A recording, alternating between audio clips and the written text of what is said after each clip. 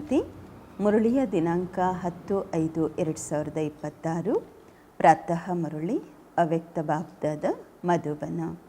Revise Murali 30/1/2010. ಬಾಬಾ ತಿಳಿಸುತ್ತಾರೆ, 4 ವಿಷಯಗಳಲ್ಲಿ ಸ್ವಮಾನದ ಅನುಭವಿ ಸ್ವರೂಪರಾಗಿ ಅನುಭವದ ಅಥಾರಿಟಿಯನ್ನು ಕಾರ್ಯದಲ್ಲಿ ತೊಡಗಿಸಿರಿ. ಇಂದು ಬ್ರಾಹ್ಮಣ ಸಂಸಾರದ ರಚಯಿತ ಬಾಬ್ದಾದ ತನ್ನ 4 ಕಡೆಯ ಬ್ರಾಹ್ಮಣ ಸಂಸಾರವನ್ನು ನೋಡುತ್ತಿದ್ದಾರೆ. ಪ್ರತಿಯೊಬ್ಬ ಬ್ರಾಹ್ಮಣರು ಪೂರ್ತಿ ಸಂಸಾರದಲ್ಲಿ ವಿಶೇಷ ಆತ್ಮ ಆಗಿದ್ದೀರಾ. ಕೋಟಿಯಲ್ಲೂ ಕೆಲವರಾಗಿದ್ದೀರಾ, ಏಕೆಂದರೆ ಸಾಧಾರಣ ತನುವಿನಲ್ಲಿ ಬಂದಿರುವಂತಹ ಬಾಬಾರವರನ್ನು ಗುರುತಿಸಿದ್ದೀರಾ. ಬಾಬ್ದಾದರವರು ಸಹ ಹೃದಯದಲ್ಲಿ ಸಮಾವೇಶವಾಗಿರುವ ಮಕ್ಕಳಿಗೆ ಹೃದಯದಿಂದ ಹೃದಯದ ಪ್ರೀತಿಯನ್ನು ಕೊಡುತ್ತಿದ್ದಾರೆ. ಪ್ರತಿಯೊಬ್ಬ ಮಗು ತಮ್ಮನ್ನು ತಾವು ಈ ರೀತಿ ಬಾಬಾರವರಿಗೆ ಪ್ರಿಯರು, ಹೃದಯದಲ್ಲಿ ತಂದೆಯನ್ನು ಸಮಾವೇಶ ಮಾಡಿಕೊಂಡಿರುವ ಅನುಭವ ಮಾಡ್ತೀರಾ. ಬಾಬಾರವರಿಗೋಸ್ಕರ ಪ್ರತಿಯೊಬ್ಬ ಮಗು ಅತಿ ಪ್ರಿಯ, ಸರ್ವರಿಗೂ ಪ್ರಿಯ. ತಾವೆಲ್ಲ ಮಕ್ಕಳದು ಸರ್ವ ಆತ್ಮರ ಪ್ರತಿ ಚಾಲೆಂಜ್ ಇದೆ. ನಾವು ಯೋಗಿ ಜೀವನವುಳ್ಳವರಾಗಿದ್ದೇವೆ ಎಂದು. ಕೇವಲ ಯೋಗ ಜೋಡಿಸುವವರಲ್ಲ, ಆದರೆ ಯೋಗಿ ಜೀವನವುಳ್ಳವರು. ಜೀವನ 2-4 ಗಂಟೆಗಳದು ಇರುವುದಿಲ್ಲ. ಜೀವನ ಸದಾ ಕಾಲಕ್ಕಾಗಿ ಇರುವುದು. ಅಂದಾಗ ನಡೆಯುತ್ತಾ ತಿರುಗಾಡುತ್ತಾ ಕರ್ಮ ಮಾಡುತ್ತಾ ಯೋಗಿ ಜೀವನವುಳ್ಳಂತಹ ನಿರಂತರ ಯೋಗಿಗಳಾಗಿದ್ದೀರಾ. ಬಲೆ ಯೋಗದಲ್ಲಿ ಕುಳಿತುಕೊಳ್ಳಬಹುದು ಅಥವಾ ಕರ್ಮ ಮಾಡುತ್ತಾ ಕರ್ಮಯೋಗಿಗಳಾಗಿರಬಹುದು. ಜೀವನದ ಲಕ್ಷ್ಯವೇ ಆಗಿದೆ ಸದಾ ಯೋಗಿ. ಈ ರೀತಿ ತಮ್ಮ ಯೋಗಿ ಜೀವನ, ನ್ಯಾಚುರಲ್ ಜೀವನ ಅನುಭವ ಮಾಡುತ್ತೀರಾ. ಬಾಬ್ದಾದರವರು ಪ್ರತಿಯೊಬ್ಬ ಮಗುವಿನ ಮಸ್ತಕದಲ್ಲಿ ಹೊಳೆಯುತ್ತಿರುವ ಭಾಗ್ಯವನ್ನು ನೋಡುತ್ತಾರೆ. ಏನನ್ನು ನೋಡುತ್ತಾರೆ? ನನ್ನ ಪ್ರತಿಯೊಬ್ಬ ಮಗು ಸ್ವಮಾನಧಾರಿ ಸ್ವರಾಜ್ಯ ಅಧಿಕಾರಿಯಾಗಿದ್ದಾರೆ. ಏಕೆ? ಎಲ್ಲಿ ಸ್ವಮಾನವಿರುವುದೋ ಅಲ್ಲಿ ದೇಹಾಭಿಮಾನ ಬರಲು ಸಾಧ್ಯವಿಲ್ಲ. ಆದಿಯಿಂದ ಅಂತಿಮದವರೆಗೆ ಇಲ್ಲಿಯವರೆಗೆ ಬಾಬ್ದಾದ ಪ್ರತಿಯೊಬ್ಬ ಮಗುವಿಗೂ ಭಿನ್ನ ಭಿನ್ನ ಸ್ವಮಾನಗಳನ್ನು ಕೊಟ್ಟಿದ್ದಾರೆ. ಒಂದು ವೇಳೆ ಈಗಲೂ ಸಹ ಸ್ವಮಾನಗಳನ್ನು ನೆನಪು ಮಾಡಿಕೊಳ್ಳಿ ಮತ್ತು ಒಂದೊಂದು ಸ್ವಮಾನದ ಮಾಲೆಯನ್ನು ಜಪಿಸುತ್ತಾ ಹೋಗಿ, ಪೋಣಿಸುತ್ತಾ ಹೋಗಿ. ಆಗ ಅನೇಕ ಸ್ವಮಾನಗಳ ಸ್ವರೂಪ ಆಗಿ ಸ್ವಮಾನದಲ್ಲಿ ಲವಲೀನರಾಗುತ್ತೀರಾ. ಆದರೆ ಬಾಬ್ದಾದರವರಿಗೆ ಒಂದು ಮಾತು ಮಕ್ಕಳದು ಇಲ್ಲಿಯವರೆಗೆ ಇಷ್ಟ ಆಗೋದಿಲ್ಲ. ಅದನ್ನು ತಿಳಿದುಕೊಂಡಿದ್ದೀರಾ ಯಾವುದೆಂದು? ಯಾವಾಗ ಯಾರೇ ಮಕ್ಕಳು ಹೇಳುತ್ತೀರಾ, ನಮಗೆ ಸ್ವಮಾನದ ಸ್ಥಿತಿಯಲ್ಲಿ ಸ್ಥಿತರಾಗುವುದರಲ್ಲಿ ಆಗಾಗ ಕಷ್ಟವಾಗುತ್ತದೆ ಎಂದು ಬಯಸ್ತೀವಿ, ಆದರೆ ಆಗಾಗ ಪರಿಶ್ರಮವೆನಿಸುತ್ತದೆ ಎಂದು. ಸರ್ವಶಕ್ತಿವಂತ ತಂದೆಯ ಮಕ್ಕಳು ಪರಿಶ್ರಮ ಪಡೋದು ಚೆನ್ನಾಗಿರಲ್ಲ. ಬಾಬ್ರೂರು ಮಕ್ಕಳ ಪರಿಶ್ರಮವನ್ನು ನೋಡಲಿಕ್ಕೆ ಇಷ್ಟಪಡೋದಿಲ್ಲ. ಏಕೆಂದರೆ ಎಲ್ಲಿ ಪ್ರೀತಿ ಇರುತ್ತೆ ಅಲ್ಲಿ ಪರಿಶ್ರಮ ಇರುವುದಿಲ್ಲ.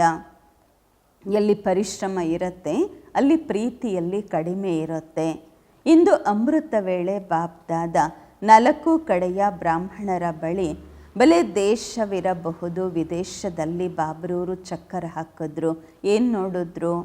ಕೆಲವು ಮಕ್ಕಳು ಸ್ವಮಾನದಲ್ಲಿ ಕುಳಿತಿದ್ದೀರಾ, ಯೋಚಿಸುತ್ತಿದ್ದೀರಾ, ನಾನು ಬಾಬ್ದಾದರವರ ಹೃದಯ ಸಿಂಹಾಸನ ಅಧಿಕಾರಿಯಾಗಿದ್ದೇನೆ ಎಂದು ಯೋಚನೆಯೂ ಮಾಡುತ್ತಿದ್ದೀರಾ. ಸ್ವಮಾನದಲ್ಲಿ ಸ್ಥಿತರಾಗುವ ಪುರುಷಾರ್ಥವನ್ನು ಮಾಡುತ್ತಿದ್ದೀರಾ. ಆದರೆ ಕಡಿಮೆ ಏನು ನೋಡಲಾಯಿತು? ಸ್ವಮಾನ ನೆನಪಿದೆಯಾ? ಯೋಚಿಸ್ತಾ ಇದ್ದೀರಾ. ಆದರೆ ಸ್ವಮಾನ ಸ್ವರೂಪರಾಗಿ, ಅನುಭವಿ ಮೂರ್ತಿಯಾಗಿ, ಅನುಭವದ ಅಥಾರಿಟಿ ಸ್ವರೂಪರಾಗುವುದರಲ್ಲಿ ಕಡಿಮೆ ಕಾಣುತ್ತಿದೆ.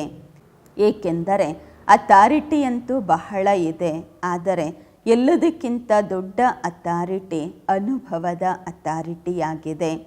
ಈ ಸ್ವಮಾನದ ಅಥಾರಿಟಿ ಆಲ್ಮೈಟಿ ಅಥಾರಿಟಿ ಸರ್ವಶಕ್ತಿವಂತ ಬಾಬಾ ಕೊಟ್ಟಿದ್ದಾರೆ.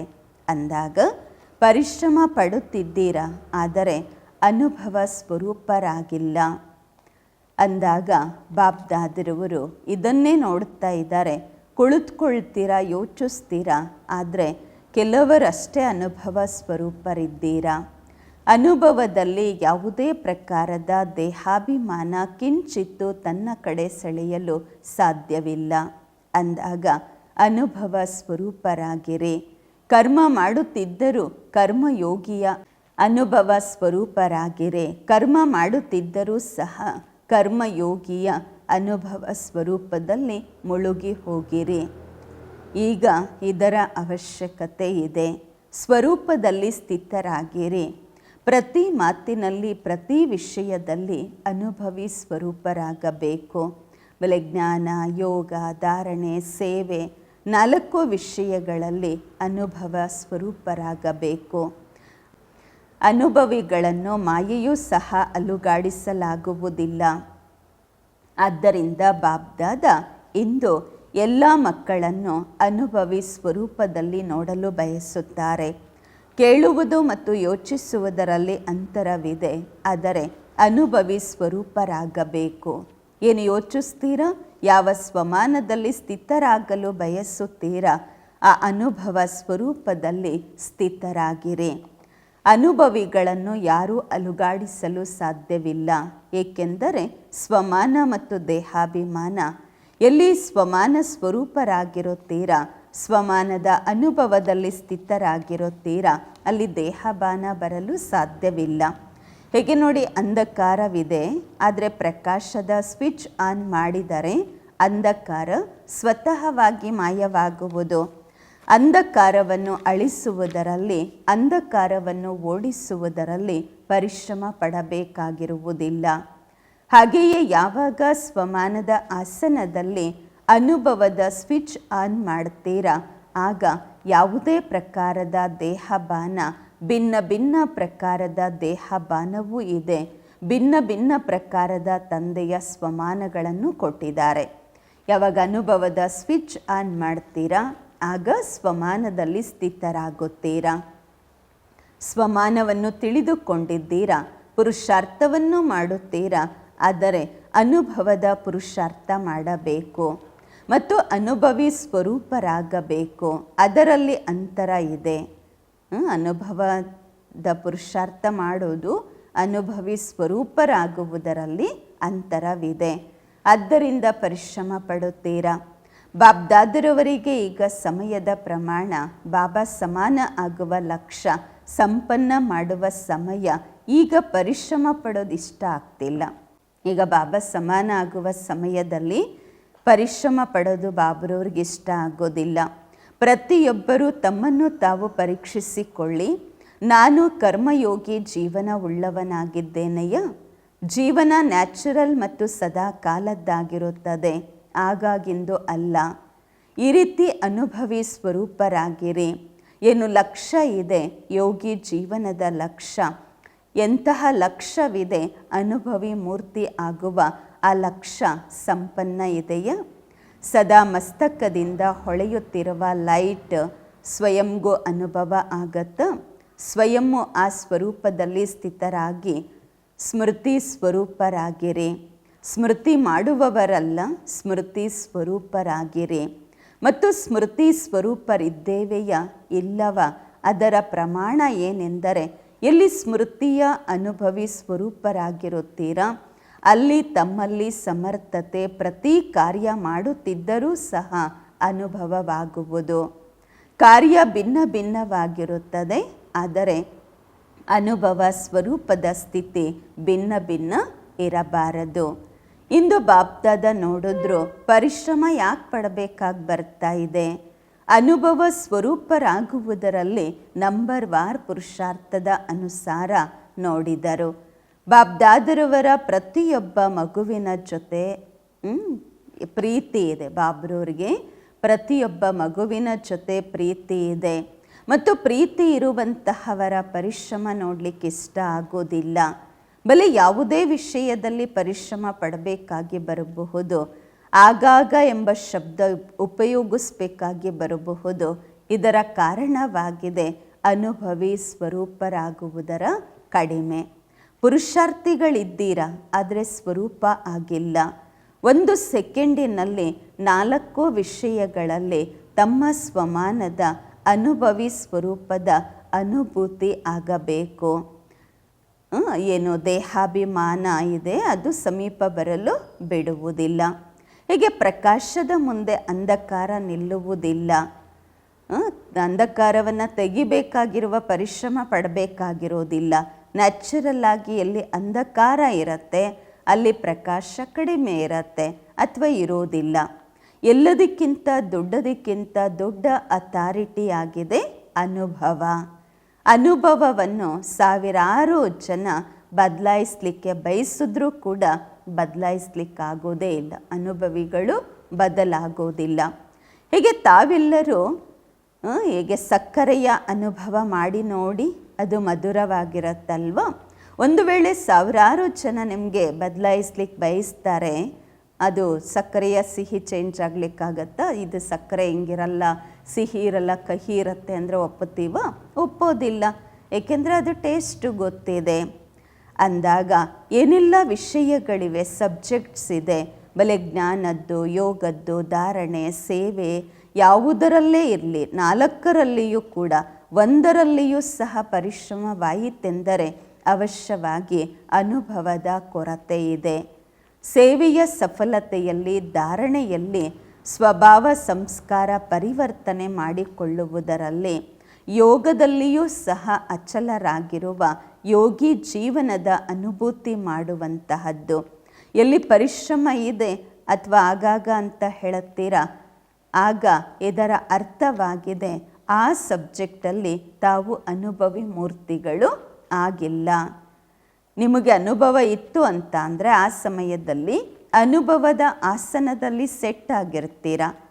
ಯಾವುದೇ ವರದಾನದ ಸ್ವರೂಪದಲ್ಲಿ ಅನುಭವಿಗಳಾಗಿ ಅನುಭವ ಮಾಡುತ್ತಿದ್ದಾಗ ಆ ಸಮಯ ಪರಿಶ್ರಮ ಪಡಬೇಕಾಗಿರೋದಿಲ್ಲ.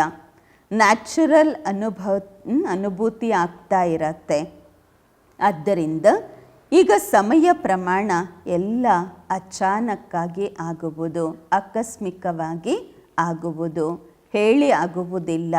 ಹೇಗೆ ಈಗ ಪ್ರಕೃತಿಯ ಮಾತುಗಳಲ್ಲಿ ಅಚಾನಕ್ನ ಆಟ ನಡೆಯುತ್ತಿದೆ. ಆರಂಭವಾಯಿತು, ಈಗ ಹೊಸ ಮಾತುಗಳು ಅಚಾನಕ್ಕಾಗಿ ಆಗ್ತಿರತ್ತೆ. ಹೇಗೆ ಭೂಕಂಪ ಆಯಿತು, ಸ್ವಲ್ಪ ಸಮಯದಲ್ಲಿಯೇ ಲಕ್ಷಾಂತರ ಆತ್ಮಗಳು ಹೊರಟೋಗ್ತಾರೆ. ಏನವ್ರಿಗೆ ಗೊತ್ತಿರತ್ತಾ? ನಾಳೆ ಈಗ ರೀತಿ ಆಗೋದಿದೆ ಅಂತ ಹೇಳಿಬಿಟ್ಟು ಗೊತ್ತಿರಲಿಲ್ಲ.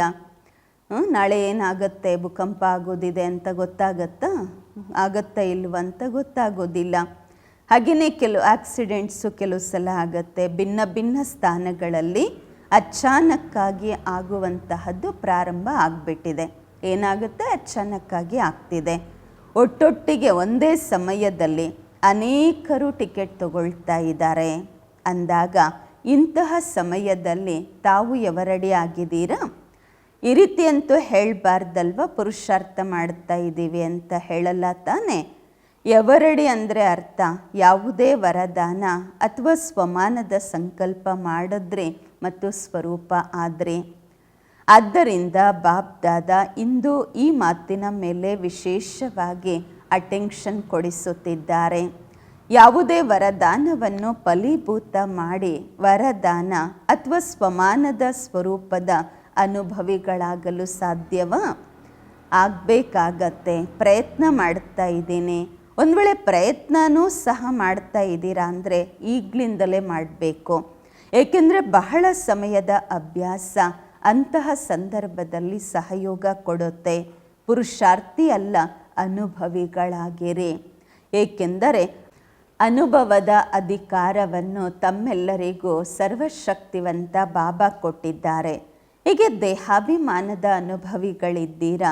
ಏನು ದೇಹಭಾನವನ್ನು ನೆನಪು ಮಾಡಿಕೊಳ್ಬೇಕಾಗತ್ತಾ? ನಾನು ಇಂತಹವರಾಗಿದ್ದೀನಿ ಅಂತ ತಿಳ್ಕೊಳ್ಳಿ.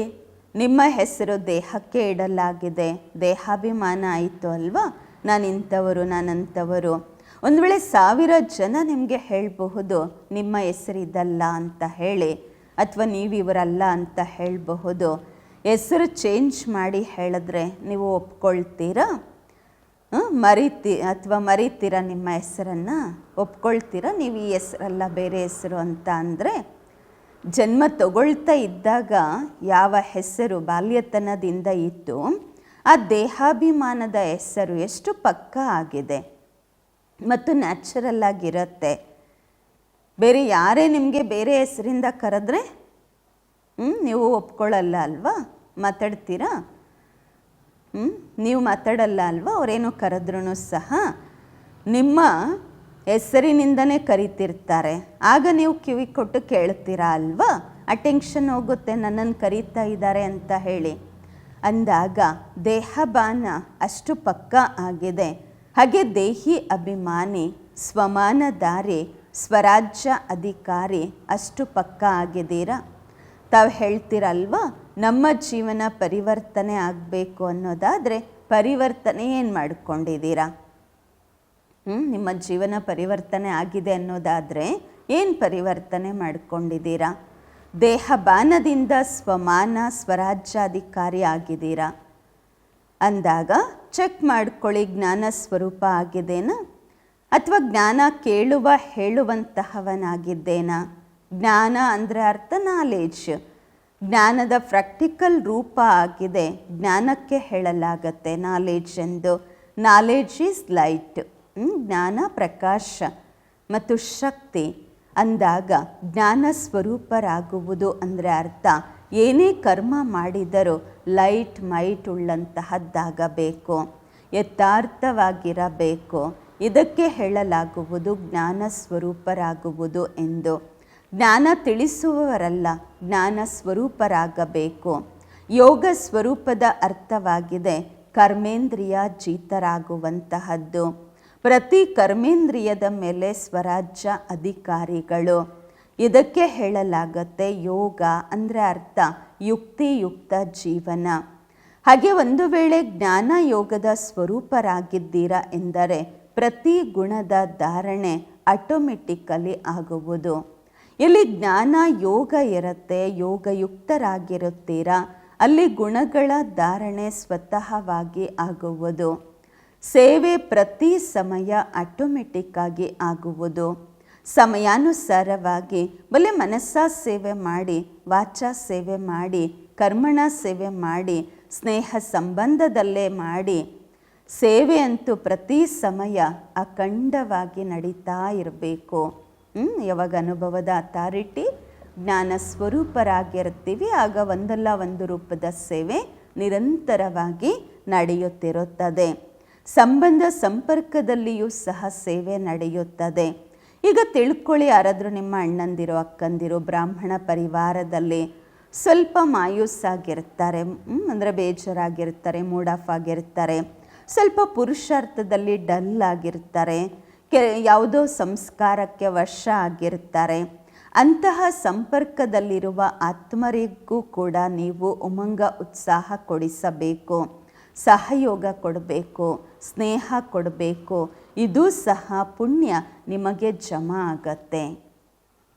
ಬೇರೆಯವ್ರಿಗೆ ಧೈರ್ಯ ಕೊಟ್ಟಿದ್ದೀವಿ, ಅವರಿಗೆ ಉಮಂಗ ಉತ್ಸಾಹ ಕೊಟ್ಟಿದ್ದೀವಿ, ಸಹಯೋಗ ಕೊಟ್ವಿ, ಸ್ನೇಹ ಕೊಟ್ವಿ ಅಂದರೂ ಬಾಬಾ ಹೇಳ್ತಾರೆ ಇದು ಸಹ ಸೇವೆಯ ಪುಣ್ಯ ನಿಮ್ಮ ಖಾತೆಯಲ್ಲಿ ಜಮಾ ಆಗುವುದು.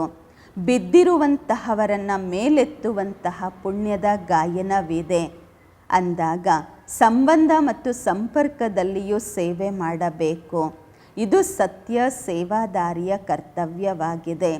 ಸೇವೆ ಸಿಗುತ್ತಾ ಅಥವಾ ಸೇವೆ ಕೊಡಲಾಗತ್ತಾ? ಸೇವೆ ಕೊಟ್ಟಾಗ ಸೇವೆ ಮಾಡ್ತೀರಾ ಅಂದರೆ ಅದು ಸೇವೆ ಅಲ್ಲ. ಸೇವೆ ಸಿಕ್ಕಿದ್ರೆ ಯಾರಾದರೂ ಹೇಳಿದ್ರೆ ಸೇವೆ ಮಾಡಿದ್ರೆ ಅದು ಸೇವೆ ಅಲ್ಲ. ಸ್ವಯಂ ಮನಸ ವಾಚ ಕರ್ಮಣ ಸಂಬಂಧ ಸಂಪರ್ಕದಲ್ಲಿ ಸೇವೆ ಆಟೋಮೆಟಿಕಲಿ ಆಗ್ತಾ ಇರಬೇಕು. ಕೆಲವು ಸಲ ಬಾಬ್ದಾದರವರು ನೋಡ್ತಾರೆ, ಸಂಪರ್ಕದಲ್ಲಿ ಕೆಲವು ಮಕ್ಕಳು ನೋಡಲಾಗತ್ತೆ ಇವರ ಸ್ವಭಾವ ಸಂಸ್ಕಾರ ಸ್ವಲ್ಪ ಏನಾಗಬೇಕಾಗಿರುತ್ತೆ ಆ ರೀತಿ ಆಗಿರೋದಿಲ್ಲ.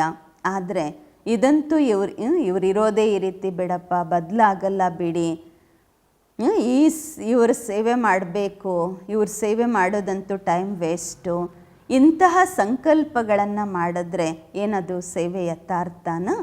ಸೇವೆ ಮಾಡುವ ಸಮಯದಲ್ಲಿ ಇಂತಹ ಸಂಕಲ್ಪ ಮಾಡ್ಕೊಂಡು ಸೇವೆ ಮಾಡಿದ್ರೆ ಅದು ಯಥಾರ್ಥ ಸೇವೆಯ? ಯಾವಾಗ ತಾವು ಒಪ್ಕೊಳ್ತೀರಾ ನಾವು ಪ್ರಕೃತಿಯನ್ನು ಕೂಡ ಸತೋ ಪ್ರದಾನ ಮಾಡುವವರಾಗಿದ್ದೇವೆ. ಪ್ರಕೃತಿ ಮತ್ತು ಮನುಷ್ಯಾತ್ಮರು ಎಲ್ಲರನ್ನ ಸತೋ ಪ್ರದಾನ ಮಾಡುತ್ತೇವೆ ಅಂತ ಅಂದಾಗ ಬ್ರಾಹ್ಮಣರು ಅಂತ ಕರೆಸ್ಕೊಳ್ಳುವವರು ಸಂಸ್ಕಾರಕ್ಕೆ ವಶ ಆಗಿದ್ದಾರೆ ಅಂದಾಗ, ಯಾವಾಗ ಪ್ರಕೃತಿಯ ಸಂಸ್ಕಾರ ಬದಲಾಯಿಸುವ ಚಾಲೆಂಜ್ ಮಾಡಿದ್ದೀರಾ, ಅದಂತೂ ಪ್ರಕೃತಿಯಿಂದ ಪುರುಷ ಆಗಿದೆ ಆತ್ಮ. ನಿಮ್ಮ ಸಂಬಂಧದಲ್ಲಿ ಬಂದಿದ್ದಾರಂಥವರೆಲ್ಲ ಸತ್ಯ ಸೇವಾದಾರಿ. ನಿಮ್ಮ ಸೇವೆಯ ಪುಣ್ಯ ಸಂಪಾದನೆ ಮಾಡಿಕೊಳ್ಳೋದಕ್ಕೋಸ್ಕರ ಶುಭ ಭಾವನೆ ಅವಶ್ಯವಾಗಿ ಇಡಬೇಕು. ಪೂರ್ತಿ ಪ್ರಕೃತಿಯನ್ನೇ ಪರಿವರ್ತನೆ ಮಾಡ್ತೀವಿ ಅಂತ ಚಾಲೆಂಜ್ ಮಾಡುವಂತಹವರು ಆತ್ಮರನ್ನು ಪರಿವರ್ತನೆ ಮಾಡಲಿಕ್ಕಾಗಲ್ವಾ? ಬಾಬಾ ಹೇಳ್ತಾರೆ, ಪುಣ್ಯ ಸಂಪಾದನೆ ಮಾಡಿಕೊಳ್ಳುವಂತಹ ಸೇವಾದಾರಿಗಳು ಅವಶ್ಯವಾಗಿ ಶುಭ ಭಾವನೆ ಇಟ್ಟುಕೊಳ್ಳಿ. ಇವರಿರೋದೇ ಹೀಗೆ, ಇವ್ರ ಪರಿವರ್ತನೆ ಆಗೋದಿಲ್ಲ, ಇದು ಶುಭ ಭಾವನೆ ಅಲ್ಲ. ಸೂಕ್ಷ್ಮವಾಗಿ ಅವ್ರ ಜೊತೆ ತಿರಸ್ಕಾರದ ಭಾವನೆ ಇಟ್ಕೊಂಡಿದ್ದೀರಾ. ಮತ್ತೆಯೂ ತಮ್ಮ ಸಹೋದರ ಸಹೋದರಿ ಅಲ್ವಾ, ಮತ್ತೆಯೂ ನನ್ನ ಬಾಬಾ ಅಂತ ಹೇಳುತ್ತಾರೆ ಅಲ್ವಾ ಅಂದಾಗ ಸತ್ಯ ಸೇವಾದಾರಿ ಶುಭ ಭಾವನೆ ಕೊಡುವ ಸೇವೆಯಲ್ಲಿಯೂ ಕೂಡ ಪುಣ್ಯವನ್ನು ಸಂಪಾದನೆ ಮಾಡಿಕೊಳ್ಳುತ್ತಾರೆ. ಬಿದ್ದಿರುವಂತಹವರನ್ನು ಬೀಳಿಸಬಾರದು, ಮೇಲೆತ್ತಬೇಕು, ಸಹಯೋಗ ಕೊಡಬೇಕು. ಇದಕ್ಕೆ ಹೇಳಲಾಗುವುದು ಸತ್ಯ ಸೇವಾದಾರಿ ಪುಣ್ಯ ಆತ್ಮ ಎಂದು ಅಂದಾಗ, ಈ ರೀತಿ ನಿಮ್ಮನ್ನು ನೀವು ಪರೀಕ್ಷಿಸಿಕೊಳ್ಳಿ. ಇಷ್ಟು ಸೇವೆಯ ಉಮಂಗ ಉತ್ಸಾಹ ಇದೆಯಾ?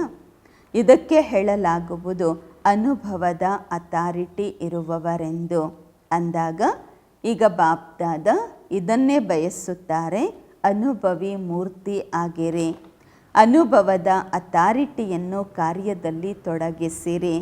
4 ವಿಷಯಗಳಲ್ಲಿ ಯಾರು ತಮ್ಮನ್ನು ಅನುಭವಿ ಸ್ವರೂಪರಾಗಿ ಅನುಭವದ ಅಥಾರಿಟಿಯನ್ನು ಕಾರ್ಯದಲ್ಲಿ ತೊಡಗಿಸುತ್ತೀರಾ, ಏನು ಕಡಿಮೆ ಇದೆ ಅದನ್ನು ಸಂಪನ್ನ ಮಾಡುತ್ತೀರಾ, ತಮ್ಮ ಮೇಲೆ ತಾವು ಅಷ್ಟು ಗಮನ ಕೊಡುತ್ತೀರಾ, ಅಂತಹವರು ಕೈ ಮೇಲ್ ಮಾಡಿ. ಬಾಬಾ ಹೇಳ್ತಾರೆ, ಕೈ ಎತ್ತಿ. ಮನಸ್ಸಿನ ಕೈ ಎತ್ತುತ್ತಾ ಇದ್ದೀರಾ ಅಲ್ವಾ?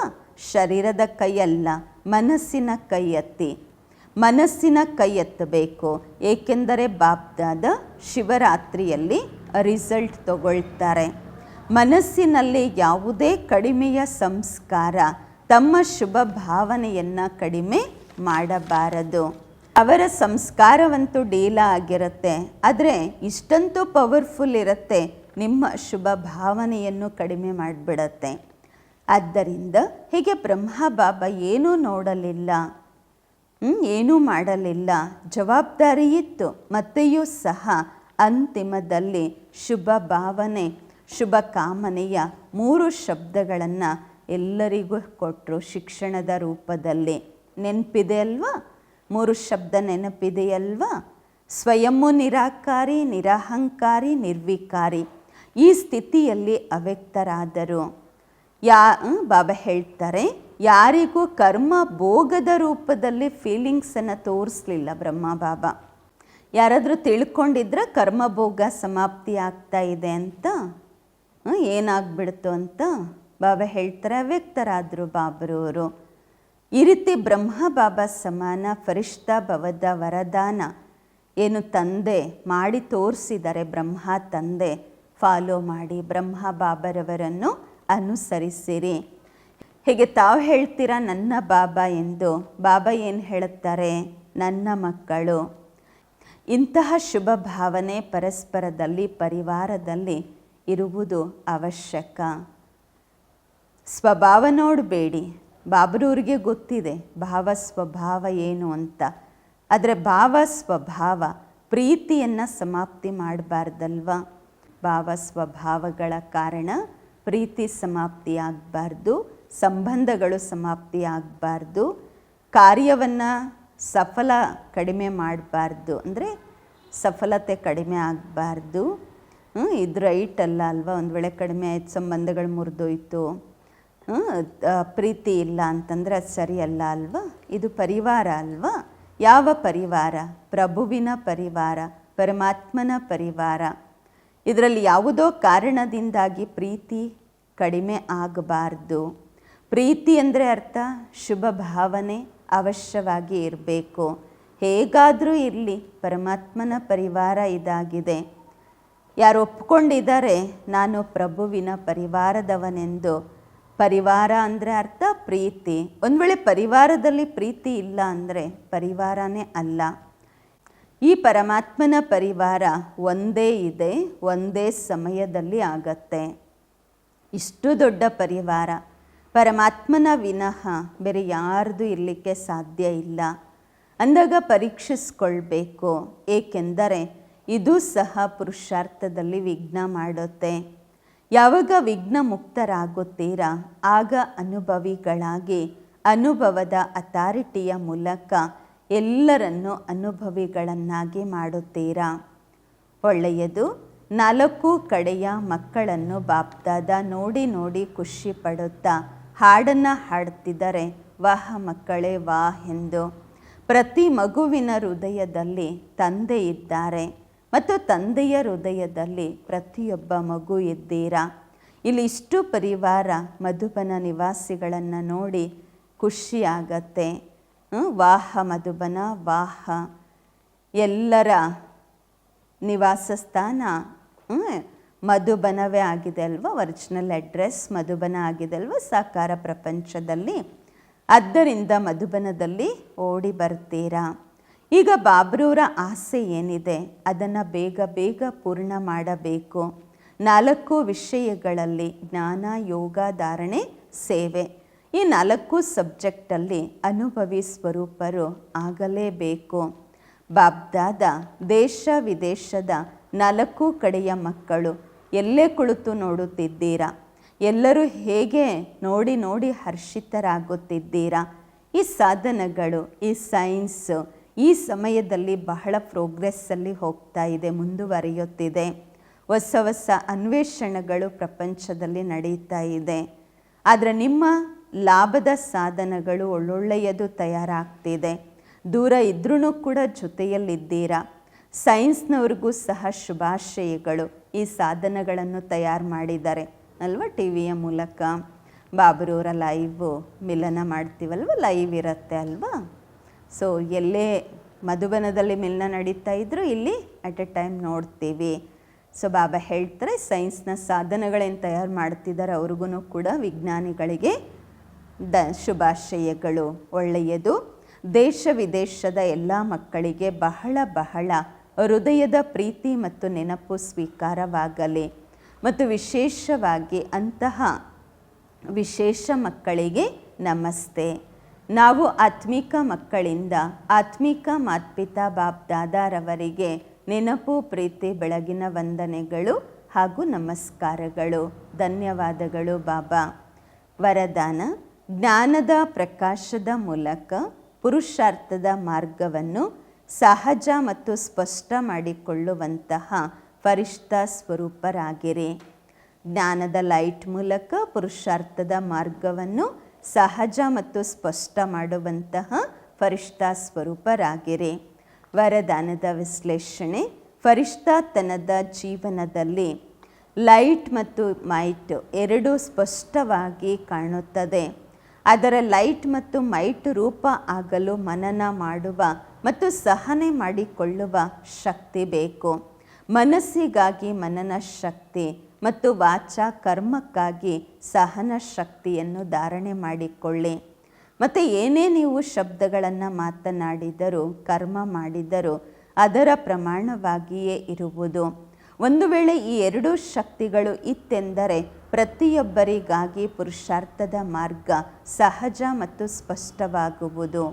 ಸ್ಲೋಗನ್: ವ್ಯರ್ಥ ಮಾತನಾಡುವುದು ಅಂದರೆ ಅರ್ಥ ಅನೇಕರನ್ನು ಡಿಸ್ಟರ್ಬ್ ಮಾಡುವುದಾಗಿದೆ.